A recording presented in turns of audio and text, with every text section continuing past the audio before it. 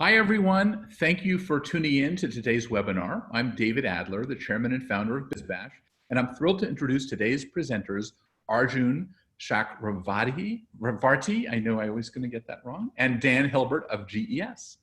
Arjun is a GES insights and analytics expert and a recognized expert in behavioral economics, design methods, and analytics. Prior to joining GES, Arjun was managing director of Level 100 Innovation, a principal and a consulting economics at Winsight Technomics, and an award-winning business and design school professor. He currently serves on the board of SEER Research Council and is frequently sought after for keynote addresses at C-level corporate events and thought leadership forums. Dan Hilbert is an executive vice president of GES. He has 25 years of experience in the event, agency, and entertainment industry, which allows him a deep understanding of the true experiential marketing and what it takes to make clients successful. Dan has proven strong leadership in everything from crafting the right attendee journey to developing strategy and delivering with flawless execution. Today, Arjun and Dan will share insights into what attendees really want as we get back to in-person events. But before we get started, a few housekeeping notes. Be sure to share your webinar feedback with the hashtag #SmarterEvents and tag BizBash and GES Global. We will be hosting a Q&A at the end of the webinar, so please submit your questions via the Q&A button on your toolbar, which we all know about right now. And at the conclusion of the webinar, we're going to be sending everyone a copy of the recording so you can check back on everything we discussed today. So without further ado, let me introduce Arjun and Dan. Yeah, so I'll start it off. Thank you, David. First of all, it's great to be with you all.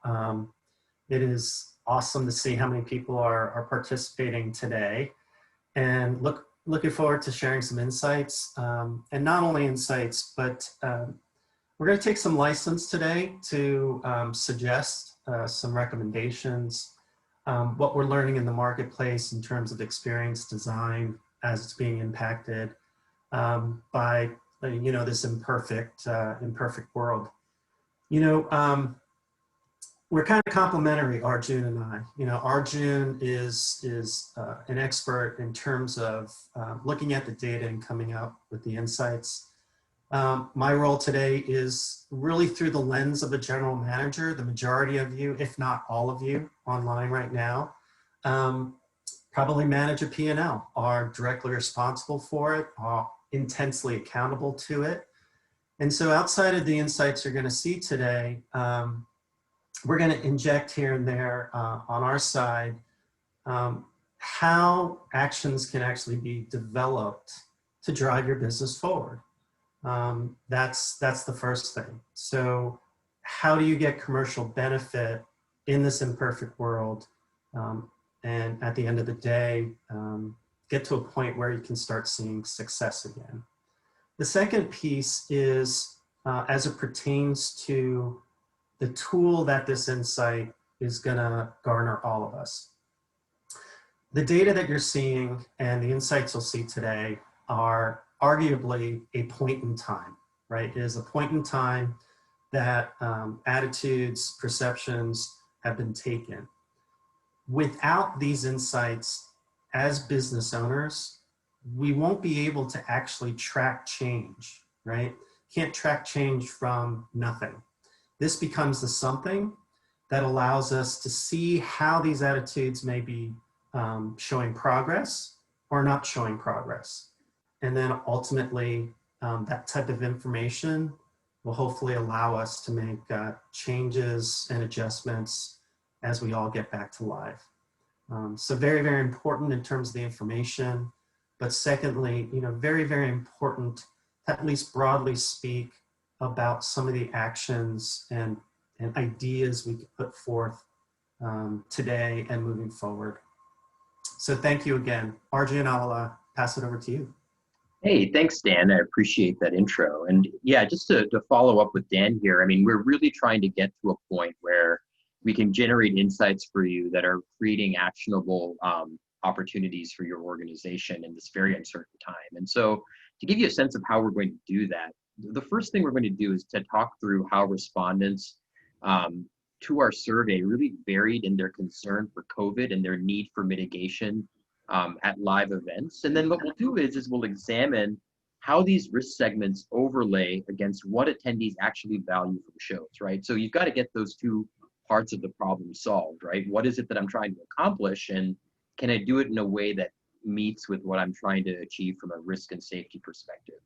So in doing so, we'll provide some highlights about demographics of who these individuals were and how they answered, but that overlay is really key.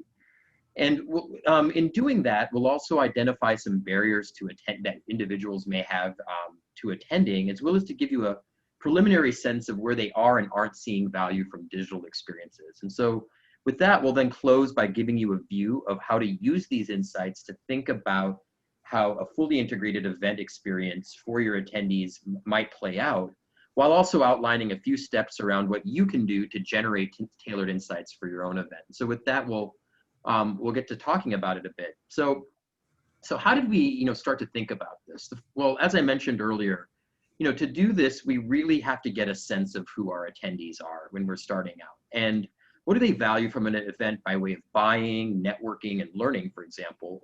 And how do they overlay their mitigation preferences with respect to COVID? And once you've done that, and once you've achieved that as a base, what are you trying to, when you're trying to overlay what people are trying to accomplish in a similar fashion, like if they're all networkers, what if you need to be able to identify now where there might be conflicting needs in terms of COVID as well, right? So some might be very anti-mitigation, some might be very pro-mitigation. So data like this really gives you an opportunity to resolve a lot of those issues when you're thinking that through. And then finally, how do you take those aspects, put them together, and as Dan mentioned, design for an event? So how can we use this information to figure out who's likely to attend? I mean, really, communications are going to matter more than ever. So in addition to just figuring out what the right design is, you also have to communicate to people in terms of what you're doing in terms of mitigation and what you're doing to ensure that they're still going to get the same value from the experience that they've come to expect from you previously. So to take you through what we're seeing at a top level here, what we found in the top line is that we ran this survey late June, early July 2020. We got 1,330 respondents from several events, from several of our client events. And overall, what we found was that 88% of respondents are open to attending shows in person. However, you have to keep in mind here that 65% demand some form of mitigation in order to attend. This is something that varies by event type and can shift based on new information. Like, for example, schools and university reopenings, we're watching those happen right now.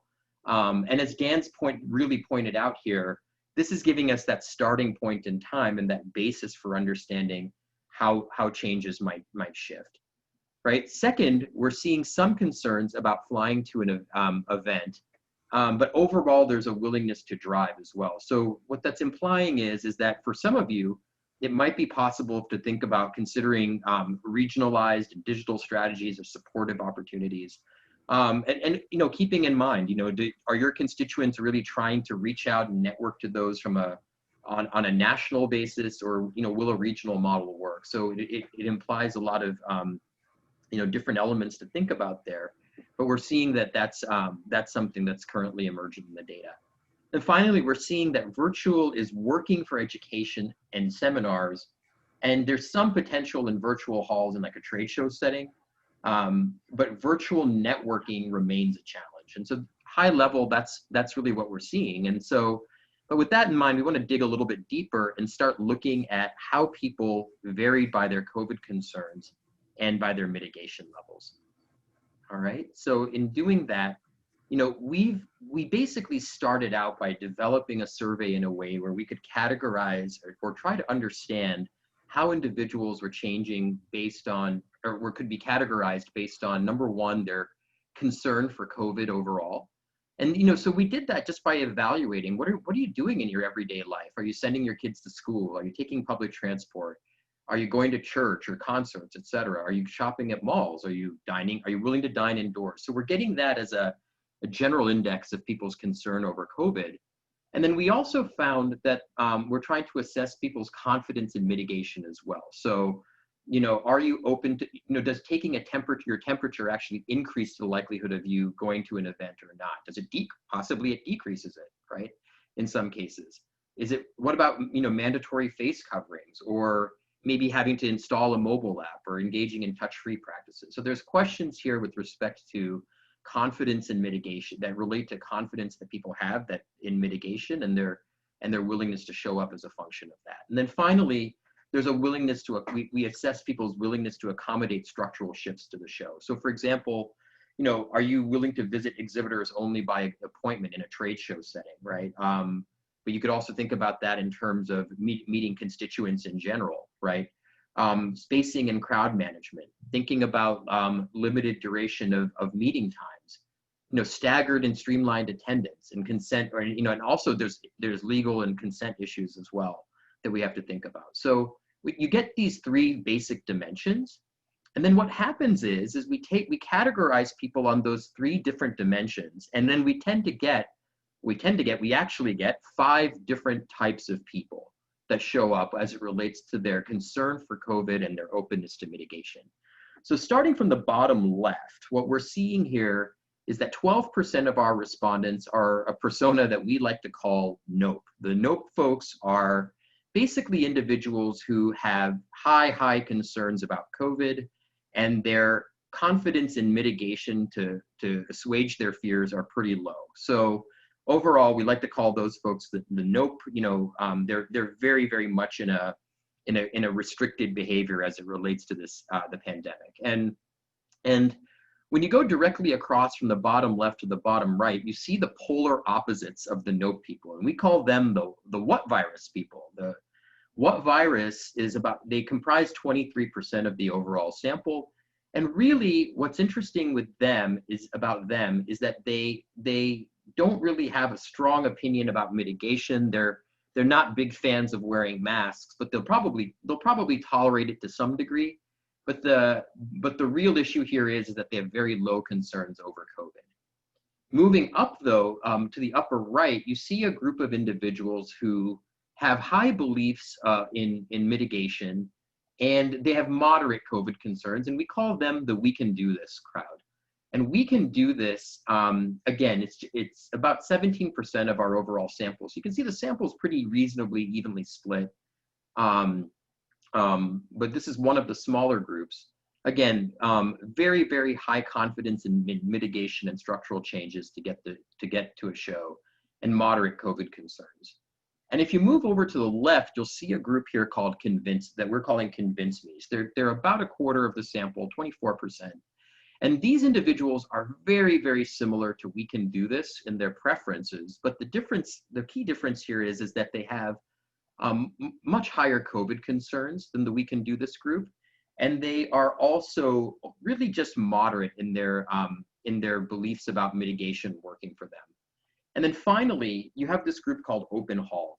And Open Hall is, again, another 24% of the sample. They're a pretty interesting group because they are okay with personal mitigation restrictions, but want some of the core features of the show to be preserved. They don't want to have to schedule meetings with exhibitors or limit meeting times. I mean, that's really what it comes down to. And so you'll see that they're similar to What Virus in that they want an unobstructed event, but they do understand that there's some personal mitigation that they need to take on, right? And so what this sums up to really overall is that when you add up the What Virus group and the folks open to mitigation, you have 88% of people who are open to attending in person in some way, shape, or form. But of that of the total attendees, though, when you take the Convince Me's, the Open Halls, and the We Can Do This crowd, you find that about 65% are requiring some form of mitigation to attend, but the blends and the flavors differ, right? So those Open Halls are a bit different than the other mitigation groups in that they don't really want structural changes to the show, but they'll happily wear a mask, for example, if it means having the show the way they want to. So these are some interesting design considerations you're going to have to take into account. And just to give you a sense as well as of, who are these people in the sample overall? So what we find here is that basically our personal demographics are, in general, a bit more male, a bit more middle-aged, and a bit oriented towards the Midwest and Southeast region attendees. What's interesting here is that basic demographics don't tell us much about risk and value, but you'll see here that the males are a little bit less COVID concerned than females. The 50 and aboves are a bit more open haul in our sample. But you have to keep in mind that may not generalize to your event or your show. It's just more an example from this side of things. I think what's more interesting though are the professional demographics, and they're a bit more telling in my view, because really at a high level, what's happening here in our sample is that we have a lot of small businesses, and in our sample they comprise about 53% of that sample, and that's really perhaps explaining why we have a high number of self-reported C-level executives in the business. So we think what's happening here, and what's going to be very important as a general consideration, is that a small business orientation might be somewhat indicative of less of a desire for mitigation and restriction at shows. Or said differently, it might actually be that larger companies are going to, or both attendees, or if you're thinking in a trade show context from exhibitors' perspectives, they might have a more restrictive view because their policy has to account for a broader group of individuals. So you have to keep in mind here, what your mix is when you're having a large company versus small company type background. Are you dealing with individuals from those different types, right? And just to give you a sense here on roles as well, a bit high on sales and entrepreneurship, and in terms of job level, we've got 28% saying they're C-level, but again, I think that's a function of the smaller group. But that's really our demographics in short. And Dan, do you want to talk about a little bit of a follow-up here on demographics? Yeah, so here's a hypothesis, right? And I had mentioned at the beginning of this webinar that, we'll take some license, but provide a point of view. So here's a hypothesis in terms of small business versus larger business and the level that they need in terms of mitigation. Generally speaking, smaller businesses more willing, right, to go for the ride and get back to business. The hypothesis is also smaller businesses in general, we believe, higher stakes. They have a small business. They're trying to grow it, maintain it, and again, in a very imperfect time. And they need to be much more scrappy, and their networks could be smaller. And part of the live event space is to grow those networks. So it's a generalization, but something that when you look at this data is, we believe, a pretty good hypothesis. So it's not just who and what role they play, but it's definitely the attitudes they have to this situation, driven by what they need to deliver for their business. Some have higher stakes than others. So thanks, Arjun. Yeah, absolutely. Yeah, we think that kind of color is going to be very important when you're thinking about your underlying distribution of attendees and who's relevant to you and who's not. We're seeing some important differences there. And so when we start to think about openness to attending in general, one thing that's obvious here is that despite some openness to attending in a mitigated environment, people are still obviously concerned about COVID, right? And have major trade-offs to make in their lives and in their business with respect to attending. And so, they're looking for sources of information for change. And high level, we found that people are using multiple sources of information to make their own judgments about COVID and safety and the like, and the kinds of behaviors that they're thinking that they're willing to engage in. And what we're going to see here is on average, kind of using our top line averages, that people are really reliant on their self data here in orange. This is sort of, on a -2 to +2 scale. You can see that people are really using multiple sources of information to come to their own judgment about whether to attend events. But what's interesting here as well is that these government and company sources seem on average to be a lot lower. I won't get into the gory bits of the data here, but there is actually something interesting happening here, which is that in effect, those what virus and nope individuals are really not reading into government and company directives as much as the groups, that 65% that we had talked about that are pro-mitigation. And it turns out that actually when you separate out the what virus and nope group, the government company sources of information are very important. So when you're thinking about individuals who are really looking at information mitigation, they are relying on government information a lot more, a bit different from the nope and the what virus group.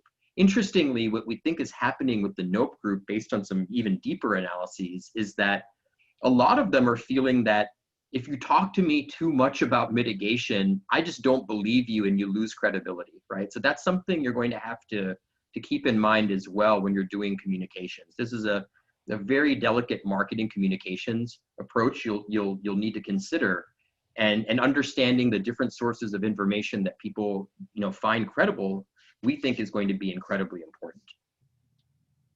We then followed through and asked some questions about what people were trying to do at events in general, and whether they're intend to return when things sort of return to a more normal state.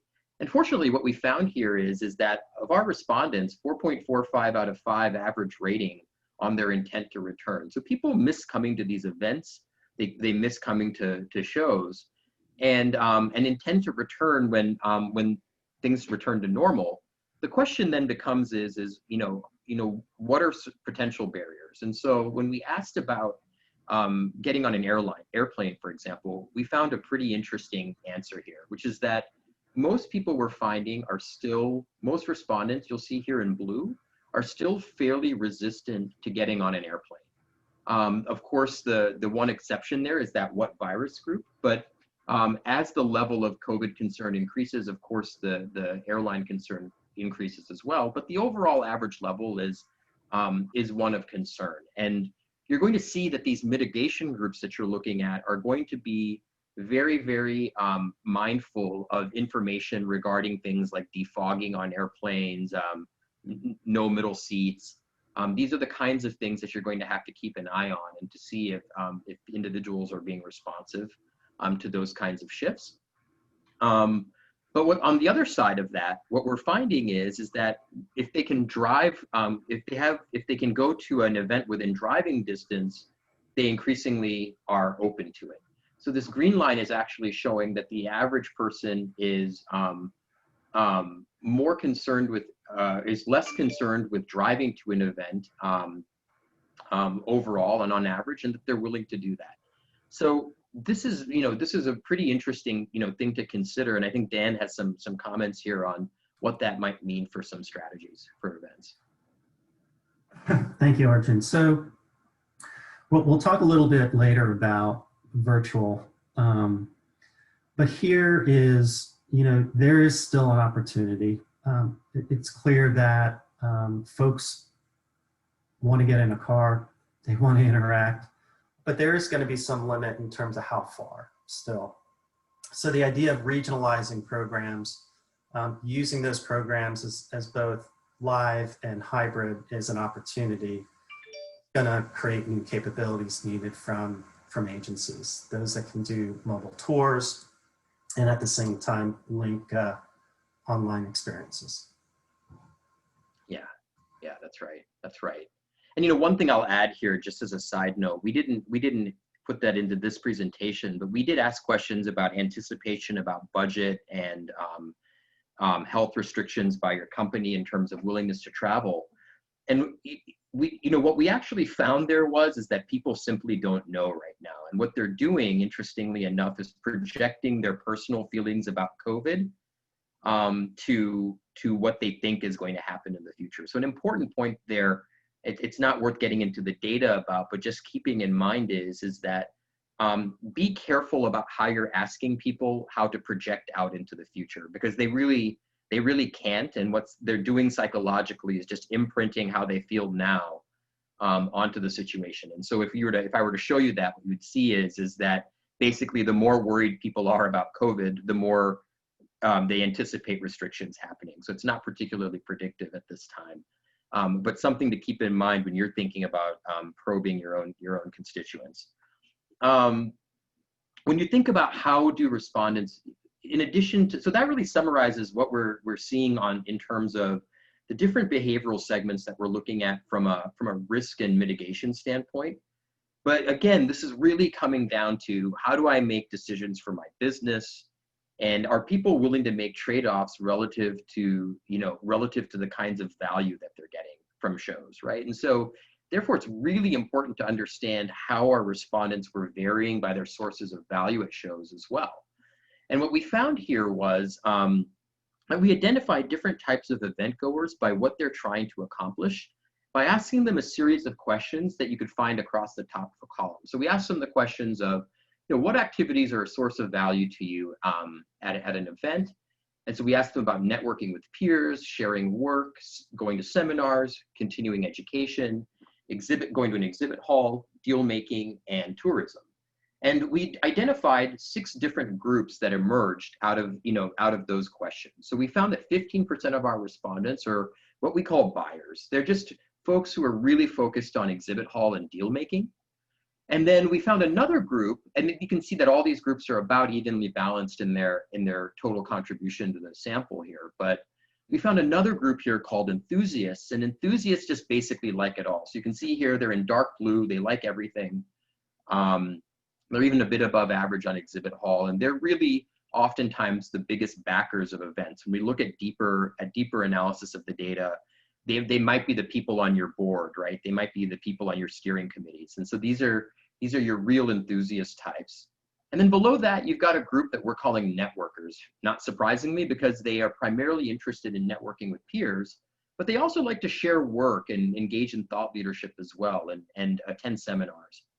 Now, there's a group here that we think is really interesting, and we call them social buyers. And social buyers look a lot like buyers with 2 major additions. The first being is that they're more interested in networking than the buyer group are.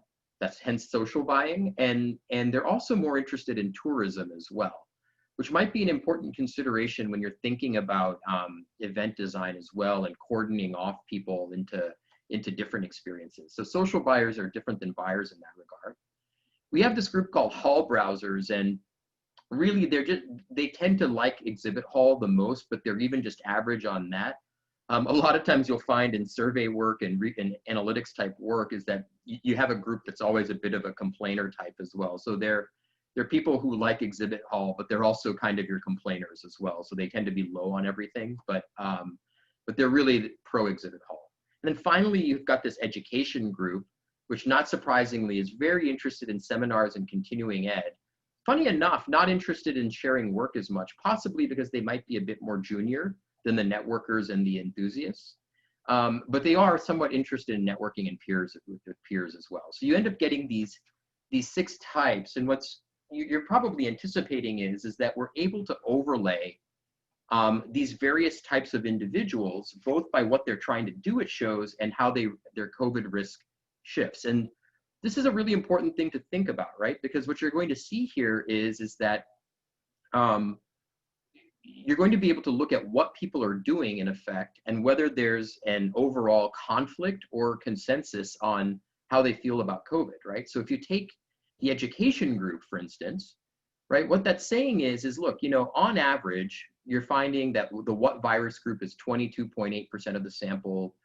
The we can do this group is 17, open halls 24%, and so on and so forth, right? But when you look at the we can do this group who are educators, they tend to index a little bit higher than the average, right? And the convince me group also a little bit higher.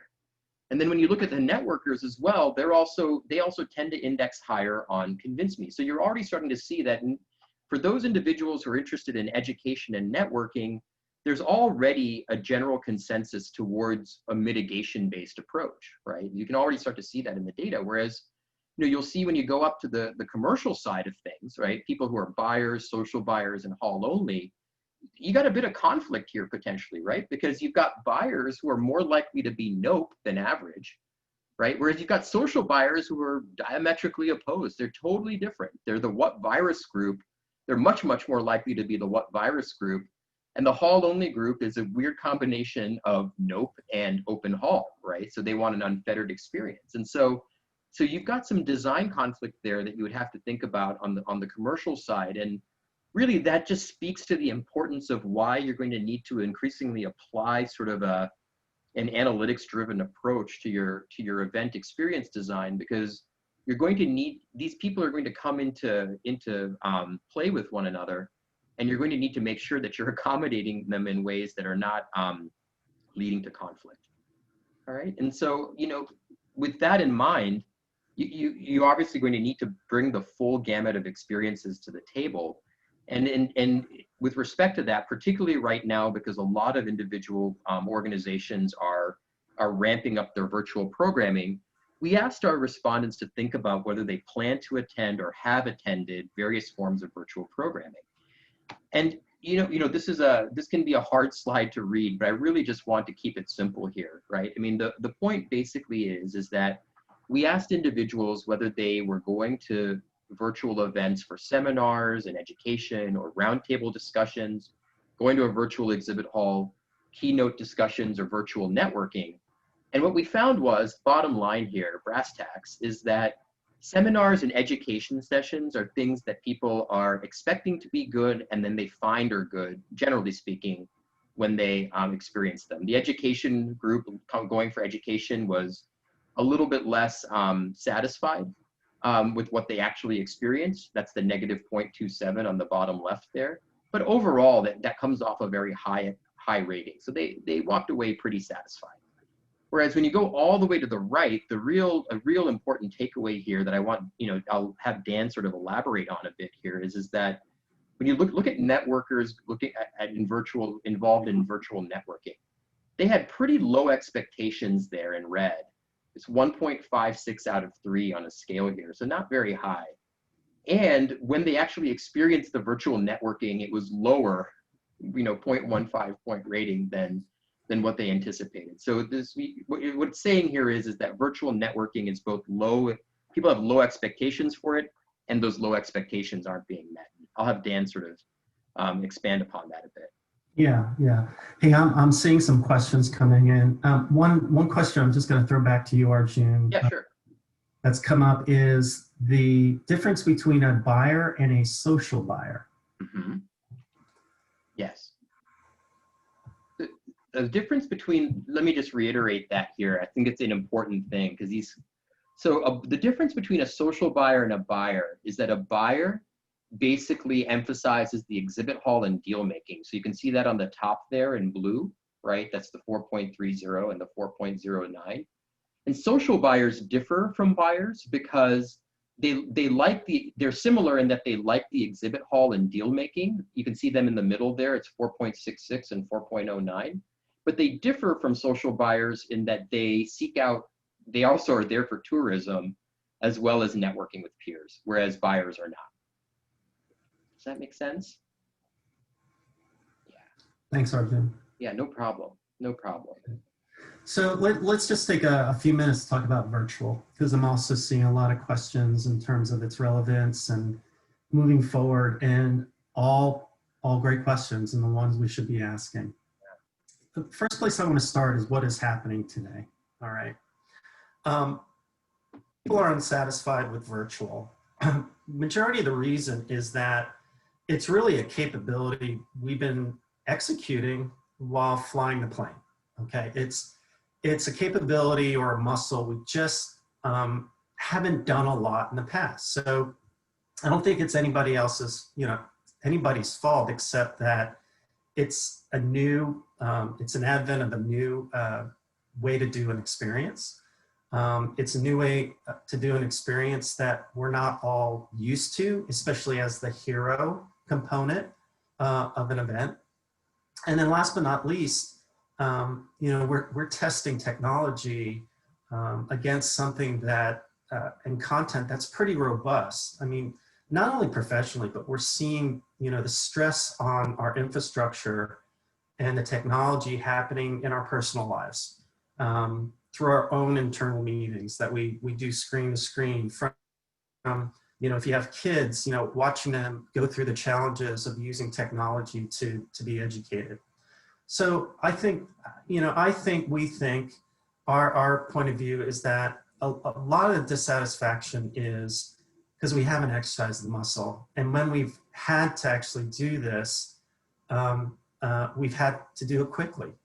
But it is important that we're doing it today for a couple reasons. One is we need to, all of us, remain relevant, timely, and continue to fill the gaps where content is still needed within our industry, okay? That could come down to your own internal, education within your organization. It could come down to your ability to continue education across the industry. And of course, for our clients who need to continue to rally their troops, to engage their customers, et cetera, et cetera. So with that said though, our point of view is that virtual is a necessity right now, but will become just one element of the consideration set moving forward. All right, and what do we mean by that? In its simplest terms, we don't believe that it's a new strategic imperative. We do not believe that based on how crowded the market is, based on the scale by which you can actually afford yourself sponsors or revenue, the scale is very, very low. So to us, it's not a shift in ideology or a redefinition of the business. It is something that we have to do today. When you look at the time periods, we feel that Q1 will continue to see virtual. Q2 will see virtual and move into hybrid, right? Portions that are smaller in attendance, regional, coupled with the online experience portion. So a hybrid that combines the two. And then Q3 and Q4, we see a majority of live events coming back. The important piece of that cadence is the hybrid part. Virtual is very easy to separate yourself from the virus, separate yourself very comfortably when it comes to experiencing some sort of programming when it comes to experiential. Hybrid is going to be important because if you really strip it down, it's a great way to walk back into full live, right? It almost becomes, petri dish to basically figure out, am I comfortable enough to get back to live in Q3 and Q4? And then the last thing I will say that does help with the technology issues that we are all facing when it comes to virtual is some success when it comes to pre-recorded material. But pre-recorded material that is scripted in a way that looks organic. And that prevents a lot of switches back and forth. But we still need, I believe, to continue to live stream the keynotes, those pieces of content that folks really need the experience, in live terms, not person to person physically, but literally coming from a communicator that is in real time and that is thoughtful to it. So that's the piece when it comes to virtual. Net, we don't believe that it is a redefinition of the industry or the business. It is a necessity. Now that we've exercised that muscle, it will continue to be a consideration set in the way we do events. But I think it behooves us to really look at hybrid as a way to move and evolve as we step into live again. So hope that makes sense.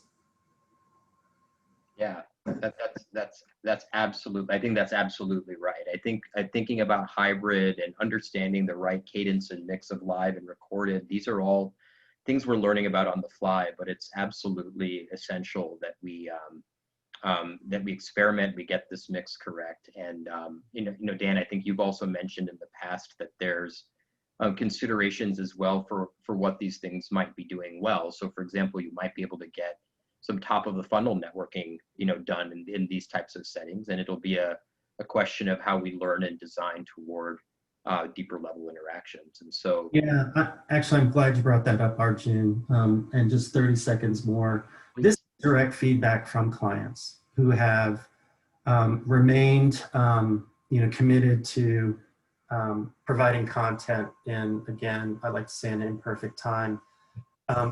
Clients who've actually done virtual, that have actually gone very well. Even though it's gone very well, their comment has been, hey, it's great for the sales funnel at the top, right? And that could be sponsors, that could be customers or whatnot. In fact, it's great for the top of the funnel because there's broader reach. In fact, those virtual events are getting more attendees than the live events. So wow, we're getting a lot more people on. The second thing is, wow, now we can go global. And in fact, we can get that. But they will say then, but we're not as happy as when we are with the live event, because you can't close a deal.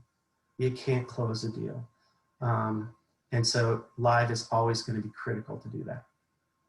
Yeah, absolutely. Absolutely. And so I think we're going to need to bring, a full complement of these tools and perspectives to the table when we're looking forward.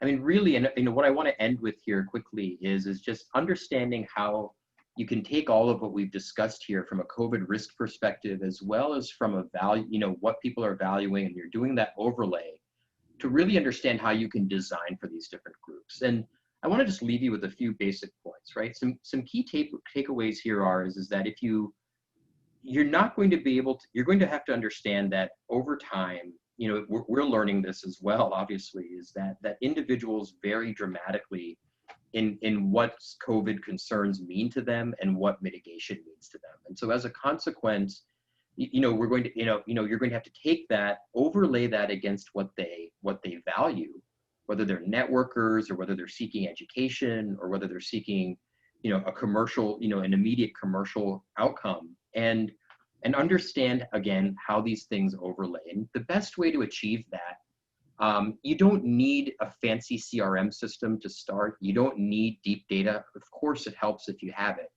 but you can start by having a well-designed survey. Actually, a well-designed survey that allows you to capture these segments can get you pretty far. But you got to learn to look beyond the top lines. I think that's really important here. The top lines are going to deceive you in ways that you otherwise would think is telling you something true. There's a lot of differences coming underneath with respect to segments. Secondly, once you've characterized who these individuals are by their COVID risk types, as well as what they're trying to do at the show behaviorally, you need to get really, really good at persona-based experience design and marketing, in the sense that you can design a creative brief for each of these types, and then really look to design an ideal experience for them. But in doing so, keeping in mind that you're going to have to identify a potential for conflict between these personas, right? And so when you do that really well, the power of it is that you can start to take these segments and then attach them to your full registration data. So if you attach them to your full, it's not a straightforward thing to do, but if you attach it to your full registration data, that allows you to get to a point where you're saying, look, I've designed a tailored event and series of experiences for each type. It might be hybrid, it might be digital, it might actually be in person, regional or national. But you're getting to that point where you can tailor plans for each type. You can design that show schedule and activities to maximally accommodate those types. But importantly, because you've figured out who's who in your data, you can design target-specific communications for each type. A lot of what we're seeing right now is that organizers really want to, really are seeing this variation, and they just want, in some sense, to be able to see, as Dan was mentioning, how people are changing over time and how they're responding to news like school openings, et cetera. Because when you know that kind of work, it'll really allow you to execute a tailored attendee acquisition plan. And just to give you a sense of what I mean by all of this, let's just assume that we have the sample that we had as a show, right? And we treated it like a show that we were trying to design for. Well, the way you might think about actually solving for this is that when you have these segments that we've laid out, like these attendee segments, and by the way, they don't, you have to really, look for them in the data. What you're going to find is that you should first organize all of these groups by their core activities. So you're going to find that social buyers, enthusiasts, and networkers and education groups are really the key groups that are interested in networking with peers, right? Whereas the bottom three groups are the ones that are oriented in, towards education, so education, networks, and enthusiasts.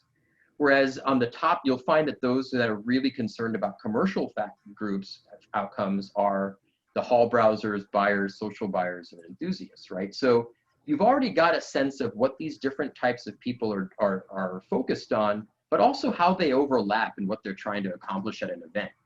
And once you know that, you're able to do something pretty interesting, which is that you can now overlay all of the sources of COVID conflict against these activities. What do I mean by that? So if you look at the folks who are in this sort of magenta color here, outlined, the education group, you can see that all of them are in blue, which basically is saying that they're all pretty pro mitigation, in this graph, right? So that you don't have a lot of conflict with education. They want mitigation, and they're relatively open to digital, and so you can get a sense of how you can cordon off those individuals from an event. Whereas when you start to look at the networking with peers group, you're starting to see that there's a little bit of conflict emerging. While most of the groups are pro mitigation, you're seeing that the social buyers are actually anti-mitigation. So now that gives you a design constraint, if you will. You'll get to think about, like, well, if I can identify who these individuals are, are they all my IT specialists? Are they all my my middle managers of some type, right? That I can more definitively, identify in my data. Maybe I can pull those individuals out and just do more of a standard mitigation approach, whereas the other groups that really want high mitigation can get high mitigation, right? And then you move to the right here, as I had alluded to earlier, you actually find that the groups that are interested in commercial interests on a show floor, for instance, you're finding there that there's conflict, right? The hall browsers and the social buyers might be, might be anti-mitigation in some way or the others, while the other two groups really want it. And so there's an example of where, again, you might take an analytical approach to figure out who exactly these people are to see if you can split them out further, or you might actually find that, ooh, you know what, I've got a lot of 50-50 splits in these groups, and it's going to be hard to separate them other than having, creating a mechanism or a schedule that allows them to self-select into a program that they want, right? So this is just how you start to bring that data together to actually make a decision to assess whether a live event's viable for you, what kinds of content's going to be palatable from a digital perspective or from a hybrid perspective and the like. And then you're able to finish all of this off by really just, saying very simply, look, let me go now and take this, data that I've generated from my survey, go into my full registration or my membership data, and start to figure out what's the likelihood that somebody's a networker, but also in what virus, or who's a buyer, but also in the NOPE group, for example. So you can start to figure out, well, what's the likelihood of those people attending in one format or the other, and more importantly, how do you communicate to them going forward that you've got them covered, right? And that you're going to create a plan for them, regardless of whether they show up in person or not, that's going to meet their needs. And and it's when you take all of this together that you've got an ability to develop underlying design principles for your event, right? So if you were to take this event as a plan, for instance, as an example, you might see that it's possible to separate out educational programming through some combination of live and pre-recorded and online seminars, right? And live streaming. You might be able to do a form of hybrid networking on site, right? And as I mentioned as well, and when you're thinking about people with commercial background, you might give them because there's conflict, you might have to think about a schedule that allows them to self-select based on the COVID risks that they're interested in, right? And so again, these are not the things that you actually do specifically, they're just ideas. But the point is that the data sets down design principles. And what you really then want to do is to take your strategic and your creative teams and have them really ideate about what that really means for each of these personas that you fleshed out. And, you know, I'll have Dan sort of close on that idea a little bit. Yeah, I mean, you said it, Arjun. And I do want to give some time for Q&A. Yeah.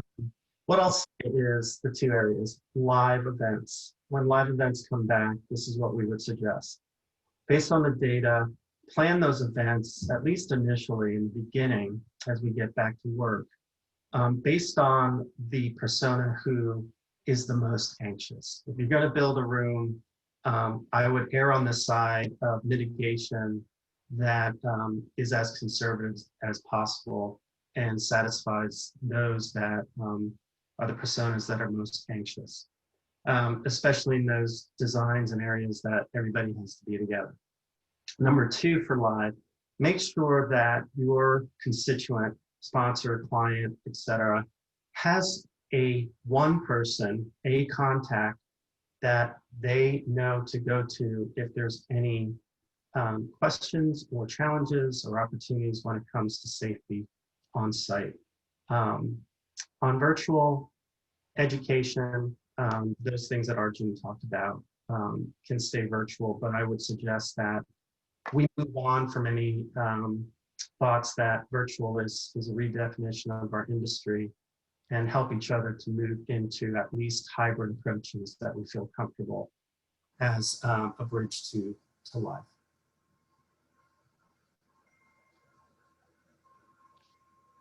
Thank you. Fantastic. In fact, I am overwhelmed. I was taking pictures of every slide.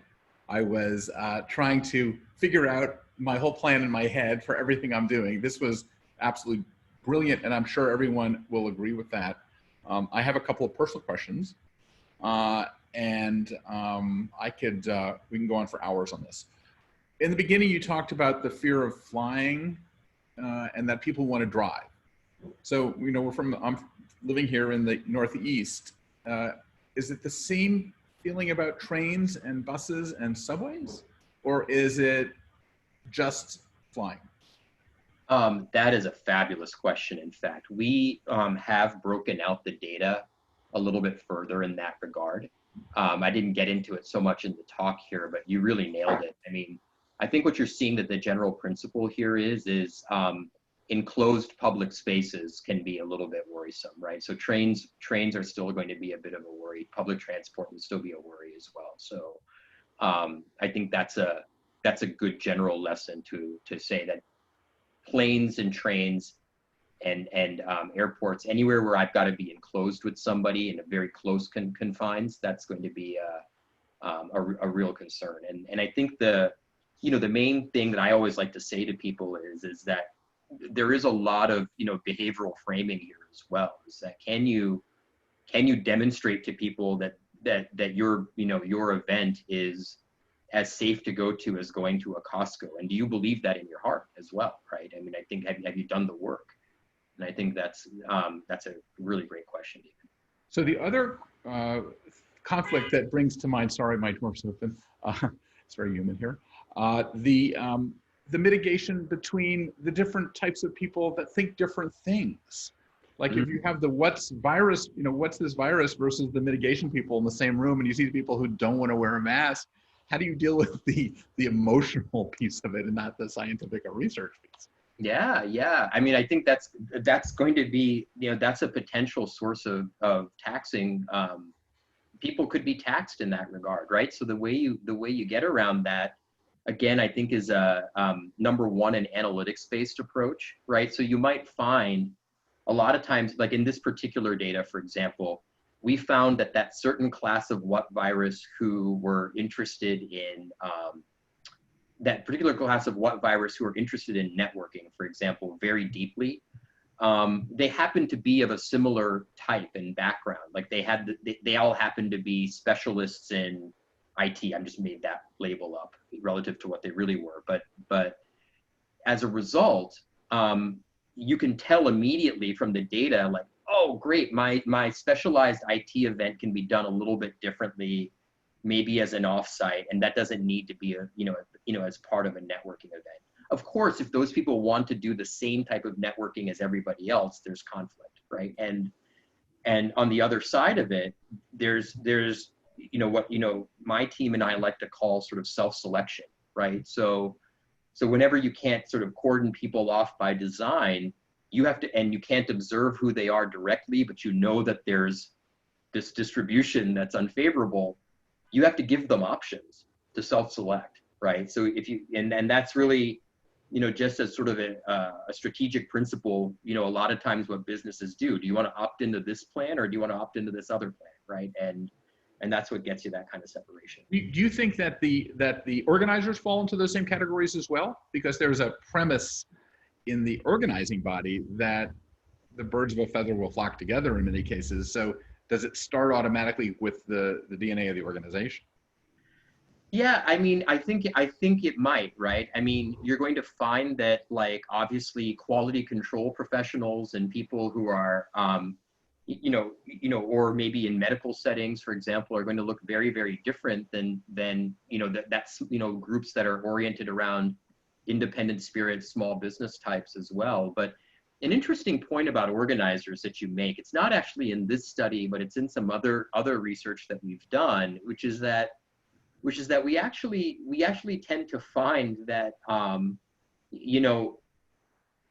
it's when people kind of get down to business about planning their event that they start to really see major shifts in their attitudes about COVID, right? So for example, we find that people who had canceled their show earlier in the year, were the ones that were a little bit more, concerned about COVID moving forward. And then surely enough, people get into these mindsets. So again, going back to Dan's point about the voice of the GM, right, is you can't fool yourself. You've got to take an approach like this to really get to a view of, am I getting 30% of my world showing up, or am I getting 90% of my world showing up? And is the number somewhere in between there based on the activities that I do, or do I have a knife edge where the base rates of COVID in the overall environment are kind of an all or nothing, right? You got to be able to anticipate that, and this data can help you do that. So I have a question for Dan though. You're looking at Arjun's brilliant analysis and saying, well, this makes a lot of sense if there was no COVID, if there were no COVID. I mean, the analytic approach seems like it'll make our events better if there were no COVID. Let's say we were just continuing in our thing to make our events more valuable. Yeah, if this didn't exist, the insights still show you what objectives are most important by persona. And design, may change. Based on generation, based on objective, based on business, based on sector. But yeah, these insights are still relevant without this situation, because it just reinforces personas and what's important to them. Would there be material changes in the way we design? Probably not, but I think the way we would finesse some of the nuances would definitely improve experience for everybody. I can't wait to go a lot deeper, because I think we're all about high performance collaboration, and how do you make the experience so that if you even have a risk of killing your grandmother by going, you're going to get so much out of it that there's something that's not just, we're not going to be just like, let's just go for the sake of it. The sightseeing thing, the tourism people kind of worry me a little bit. What do you think about that? Does that make sense? Yeah. If I understand the question, so whatever you say. I mentioned the idea that Arjun's data shows that the majority of people want mitigation, and I'm going to go back to what he said in terms of self-selection. My comment was, in terms of recommendation, in terms of experience design, was to err on the side of those that feel the most anxious. That is consistent with the majority of folks we've surveyed who said they want mitigation. If we upset those that don't want to wear masks, if we upset, those that are much more open to not mitigate. It is a hard choice, but a decision choice you have to make based on that opportunity cost or opportunity. That we're dealt with a situation where we have to make a choice, perfect, imperfect, whatnot, but our suggestion is you err on the side of those that are the most anxious.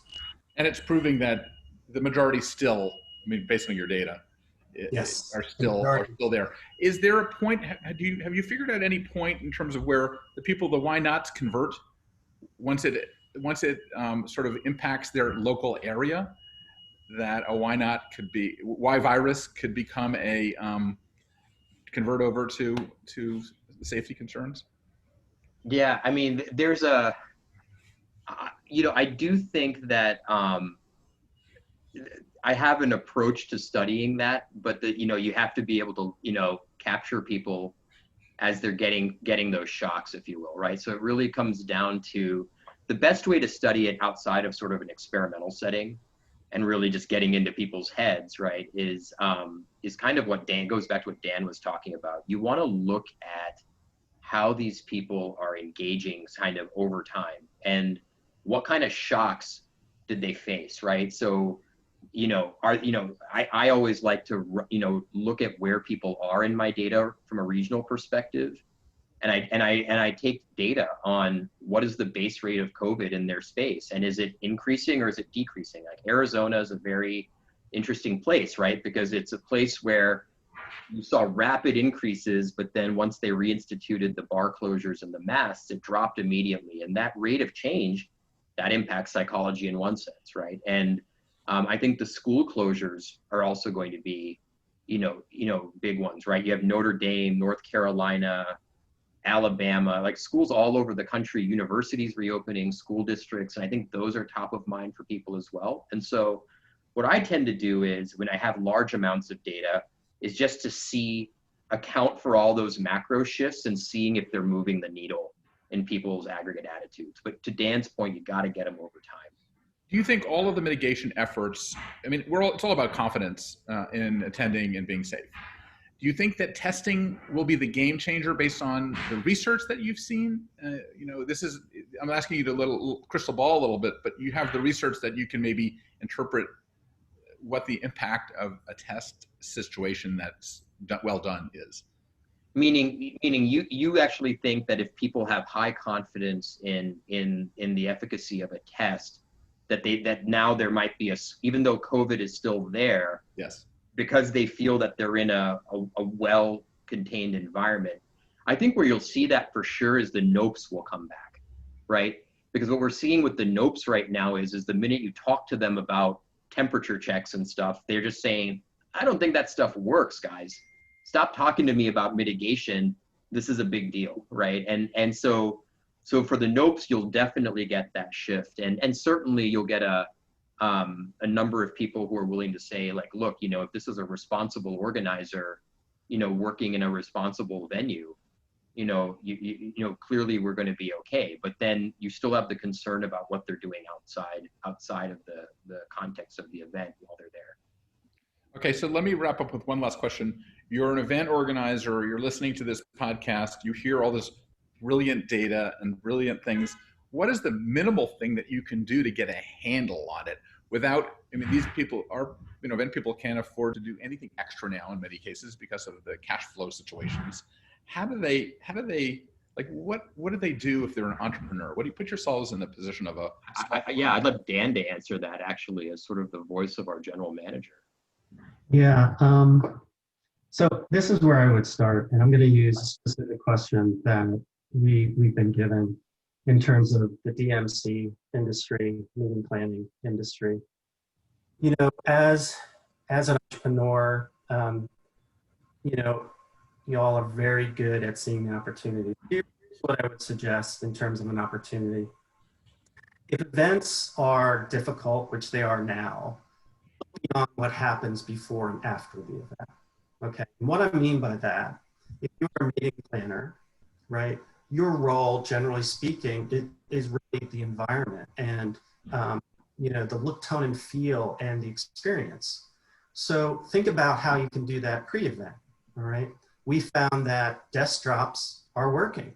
Desk drops before virtual meetings to set up the look, tone, and feel, to have something tactile and in hand that is integrated into the virtual is working very well. And so in the DMC space, just to use that as an example, what a great opportunity to shift the thinking and say, how do I take my skill set and deliver a capability even before the event that I haven't thought about before?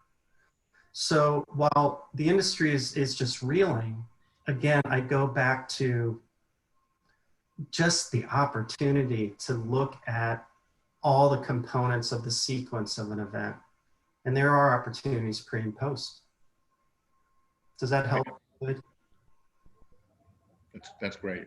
Well, you know, we're running out of time. I could go on for hours and hours with you guys. So thank you so much to Arjun and Dan for such an insightful presentation. And as a reminder, this presentation is available on demand, and you will be emailed. It will be emailed shortly. And I would advise people re-listen to this, because there's so much information in this. This is so helpful to the industry in itself. I have to do an extra thank you to GES and people who are encouraging this type of thinking. So thank you again, and have a great day, everyone. Thank you. Thank you for having us. Cheers. Thank you.